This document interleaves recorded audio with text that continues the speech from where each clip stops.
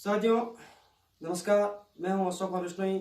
आप देख रहे हो सही 363 टीवी में आप सभी का स्वागत है।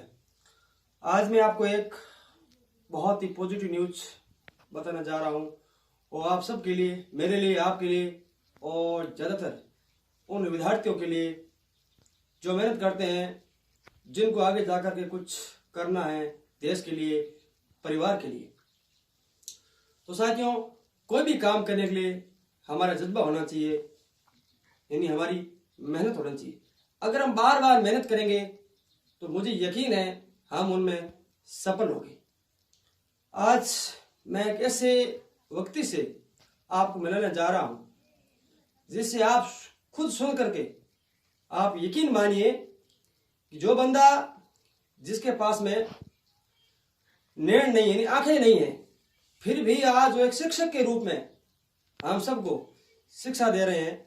ये मेरे साथ में पप्पू राम जी सेन साहब है।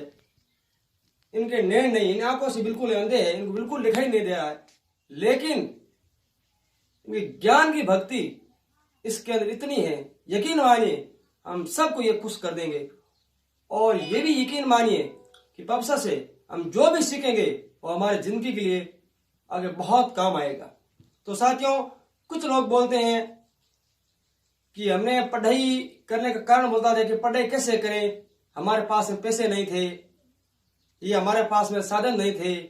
लेकिन मैं इस सब पे क्रॉस करता हूं, गलत करता हूं, क्योंकि कुछ करने के लिए बंदे के पास में हिम्मत होनी चाहिए, जज्बा होना चाहिए। पप्पू राम जी मेरे साथ में सेन साहब इस वक्त सीधे ये लाइव है आपके साथ में।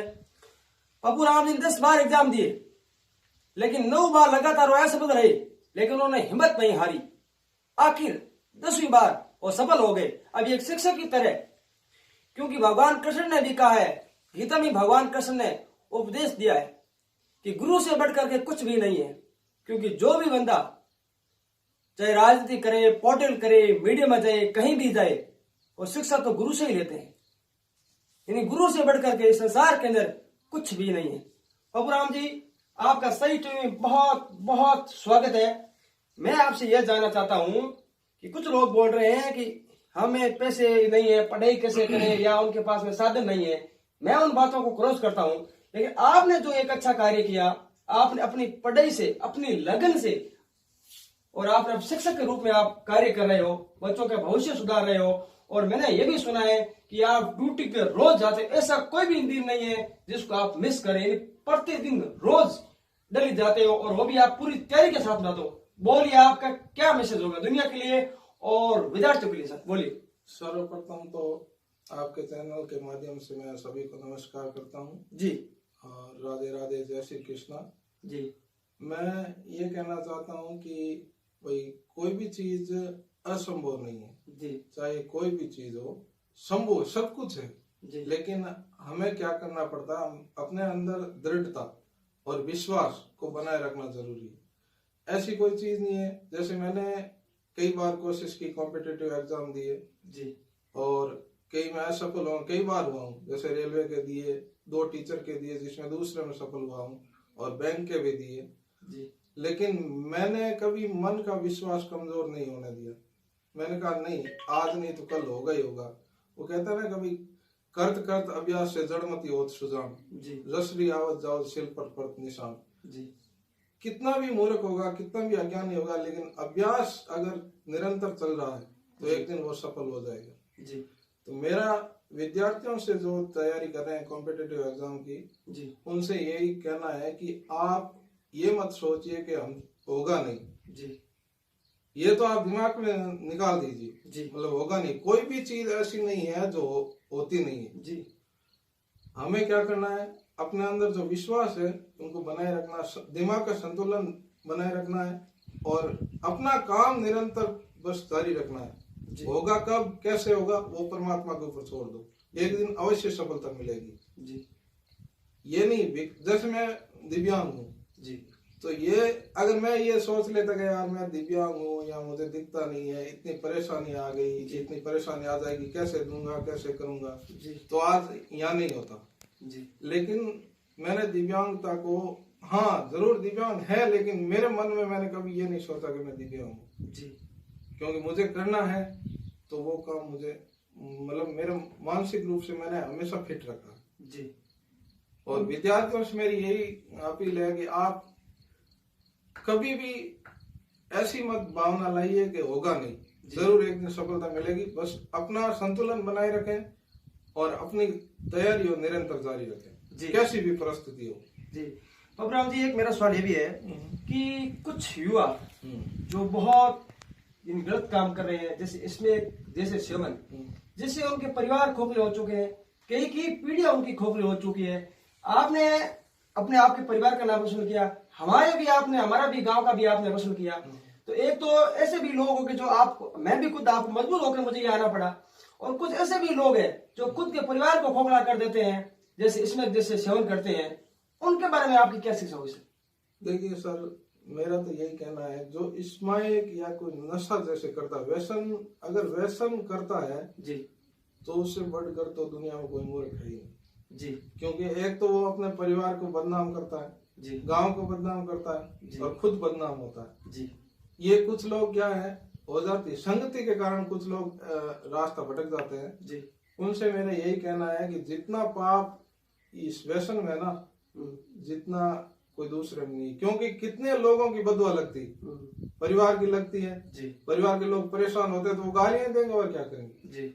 गांव के लोग अगर परेशान है हमसे, समाज के लोग परेशान है जी, तो इससे बढ़कर तो अपराध क्या हो सकता जी। तो उनसे मेरा निवेदन है कि ये जो व्यसन है, नशा है, उनको बिल्कुल आप उनके पास ही मत जाइए। अगर कोई नशा कर रहा है तो उनको भी समझाइए कि नशा मत करो, और समाज में एक मतलब बढ़िया अच्छी समाज का निर्माण करो जी। सर मैं एक आपसे ये जानना चाहता हूँ, जैसे कुछ गरीब विद्यार्थी है जो, जिसके पास में भैया आर्थिक तंगी भी हो सकती है, और ऐसे भी विद्यार्थी है जिन्होंने एग्जाम दिया 1-2 बार, वो असफल हो गए, उनके लिए आपका क्या मैसेज होगा? देखो, गरीबी हो सकता है आर्थिक रूप से, भाई सभी लोग सक्षम ना हो जी, गरीब भी हैं, बहुत सारे लोग होते हैं जी, लेकिन उनको यही कहना है कि आप दिमाग में गरीबी को मत लाइए जी। आप अपने टारगेट पे सदैव बने रहिए बस जी। आपका टारगेट पढ़ने का है तो आप गरीबी को छोड़ दीजिए जी। क्योंकि होता है कुछ लोगों की परिस्थितियां ऐसी हो जाती है कि भाई कैसे करेंगे, फॉर्म कैसे भरेंगे, लेकिन आप अपनी खुद सेल्फ जो होती है मजदूरी थोड़ी बहुत, वो करके आप कर सकते हैं। परिवार के ऊपर डिपेंड हो, अगर परिवार के ऊपर डिपेंड नहीं हो तो आप खुद के ऊपर डिपेंड रहिए। ऐसे भी लोग होते हैं, जैसे अपने कई पूर्वज हुए हैं, जैसे बाबा साहब थे जी, कुछ लोग गरीब थे जी, जैसे कई लोग थे, ऐसे कई उदाहरण है जो रात में मतलब जो अपने रोड लाइट होती ना जी, उसके चांदने से बैठ के पढ़ते थे जी। उनके पास घर नहीं था बैठने के लिए, रोशनी नहीं थी, क्योंकि पहले के जमाने में लाइटें कम थी जी, और वो भी सफल हुए हैं। तो अब तो बहुत सारा संसाधन है, बहुत सारे पढ़ने के लिए बुकें मिल जाएगी, मतलब अपने पास लाइट है, पानी है, हर चीज है जी, ऐसी कोई कमी नहीं है। और पैसों की कमी है, पैसे तो आप सेल्फ डिपेंड होके भी कर सकते हैं। जैसे दिन में आपने 4 घंटे मजदूरी कर ली जी, शाम को आप पढ़ सकते हो जी। सर एक कमेंट आ रहा है, हमारे दर्शक जानना चाहते हैं कि अगर आप भाई मतलब मेहनत नहीं है तो फिर आप पढ़ाने का तरीका क्या है? भाई आप भाई अगर आपको दिखाई नहीं दे रहा है तो आपको विद्यार्थियों को पढ़ाने का तरीका क्या, मतलब आप किस प्रकार से उन विद्यार्थियों को पढ़ाते हैं और किस प्रकार आप उनको अध्ययन करवाते हैं? सर बिल्कुल, उनका प्रश्न भी जायज है जी, क्योंकि ऐसे बहुत सारे लोग हैं जो कई बार मेरे से पूछते हैं स्कूल जी जी। तो हमारा मेन तो जो पढ़ाने का तरीका ब्रेल लिपि है जी, जो हम अंगुली के स्पर्श से पढ़ते हैं जी। और दूसरा हम ये भी कर सकते हैं, जैसे रिकॉर्डिंग बुक उपलब्ध हो जाती है ऑडियो में जी। जैसे हमें आज ये सिलेबस पढ़ाना है जी, तो हम भाई घंटा के भर पहले हम अध्ययन कर लेंगे उसका जी, और उसके बाद में पूरे विद्यार्थियों को एक्सप्लेन करके बता देंगे जी। और ब्रेल लिपि है, जो भी वाक्य हमें पढ़ाना है, जो भी पाठ पढ़ाना है, तो उसमें हम पढ़ा सकते हैं। अभी मैंने आपको बताई थी ब्रेल लिपि जी, तो आपने देखी भी थी, कुछ मैंने वाक्य लिखे हुए थे मेरे जी। और अभी पूरी ब्रेल बुक उपलब्ध नहीं है, लेकिन हो जाएगी ब्रेल बुक, तो जैसे आजकल ब्लॉक स्तर पे मिल जाती है जी। तो जैसे जब भी क्लास शुरू होगी तो ये कर लेंगे, हम ले आएंगे जी। सर मैं आपसे ये भी जानना चाहता हूँ कि जैसे एक बार बाबा भीमराव अम्बेडकर साहब ने पढ़ रहे थे, कॉलेज में थे, तो उन्होंने अंग्रेजों ने भगा कर निकाल दिया था कि तुम गरीब तबके के लोग हैं, यहाँ नहीं पढ़ सकते हैं, लेकिन वो बात तो नहीं रही है। अब गरीब कहीं भी पढ़ सकते हैं और उनके लिए सरकार ने भी बहुत फैसिलिटी दी है। हाँ, बहुत सारी योजनाएं चल रही लेकिन उसके लिए अगर मैं सही कह रहा हूँ तो उसके लिए मतलब करने के लिए जज्बा होना चाहिए, बिल्कुल। उनकी हिम्मत होनी चाहिए। मैं क्या सही कह रहा हूँ ये बात? है। बिल्कुल, जज्बा होगा तभी तो काम होगा जी। भाई, अपने अंदर लगन होगी हर चीज की। जी जैसे आपके आज लगन थी मेरे पास आना है, जी तो आपकी लगन थी तभी आप यहाँ पहुंचे, जी तो वो चीज होनी तो जरूरी है। जी जी क्यों, लगन के बिना तो कुछ हो ही नहीं सकता। जी क्यों, आपका टारगेट नहीं होगा तो टारगेट के बिना तो आप कहाँ कैसे लक्ष्य प्राप्त करोगे। लक्ष्य सामने होना जरूरी है। जी।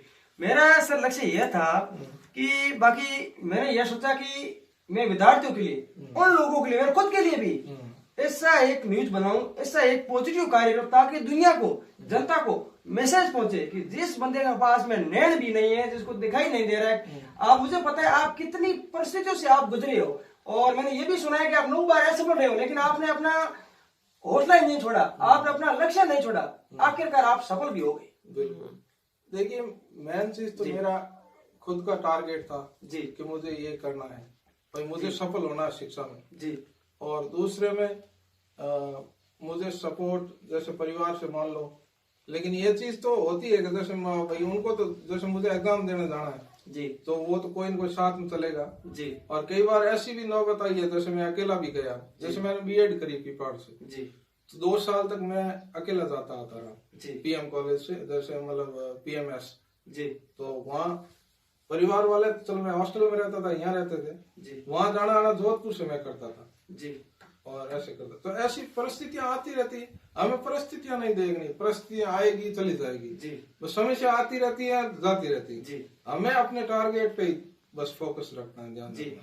मैं सर एक से ये कह रहा हूँ कि स्वामी विवेकानंद ने कहा था कि कोई भी आप कार्य करते हो तो अगर मान लो कोई भी कार्य में अगर आपकी आलोचना हो जाती है तो समझो आपने पहली सीढ़ी पार कर ली। बिल्कुल, आपके अगर आलोचक ज्यादा हो गए तो समझ लो आप सफल है, आप सफलता करीब है। जी बस आप ये ध्यान रखो जी। और सर आज के विद्यार्थियों को जो अपने रास्ते से भटक गए हैं, जो नाना प्रकार के नशे करते हैं और अपने लक्ष्य से भटक गए हैं, उनके लिए आपका क्या मैसेज होगा? देखो, मैं भी मतलब शिक्षा से लेट जुड़ा हूँ जी, लेकिन आप किसी भी कोई भी विद्यार्थी ये ना सोचे कि अब भाई मैंने 2 साल पढ़ाई छोड़ दी या 3 साल छोड़ दी, अब कैसे पढ़ूंगा। जी। ऐसे नहीं हो, बिल्कुल ऐसा नहीं सोचें, क्योंकि हो जाता है परिस्थिति ऐसी होती है तो या तो संगति से छूट जाती है या कुछ लोगों की जो आर्थिक प्रॉब्लम है उनके कारण छूट जाती है स्कूल।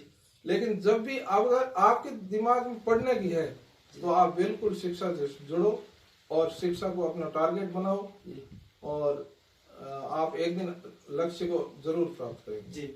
नहीं, सेन साहब का कहना यह है कि आप लक्ष्य से भटक गए हो, आप पढ़ाई कर रहे हो, कोई कारण आप हो सकता है आपकी घर की परिस्थितियां होगी, उनके अनुरूप आपकी स्कूल छूट गई होगी, लेकिन आप लक्ष्य से नहीं भटक सकते हो। तो आपसे ये भी अनुरोध रहेगा, अनुरोध कर रहे हैं अपन सब लोग कि आप अपना लक्ष्य रखें। और आखिर सर मैं आपसे ये जानना चाहता हूँ कि इस देश के लिए कुछ ऐसे भी शिक्षक है, मैं उनका नाम उजागर नहीं करूंगा, जो अपने कार्य है उनको सही ढंग से नहीं कर रहे हैं, उनके लिए आपका सर क्या मैसेज होगा? और आप, मैंने देखा है, मैं हर रोज देखता हूं, आप अपने स्कूल, अपने विद्यालय समय से पहले पहुंचते हो, इसलिए आपका धन्यवाद है।